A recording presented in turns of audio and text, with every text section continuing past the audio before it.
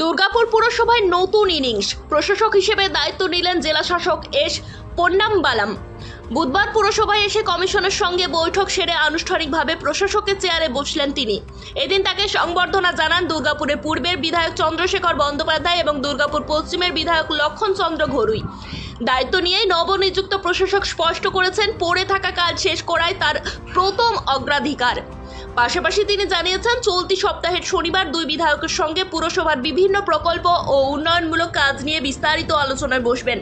জেলা শাসকের প্রশাসক হিসেবে দায়িত্ব গ্রহণকে ঘিরে পুরসভা মহলে নতুন উদ্যম তৈরি হয়েছে। এখন দেখার নতুন প্রশাসকের হাত ধরে শিল্পনগরীর নাগরিক পরিষেবা কতটা গতি পায়।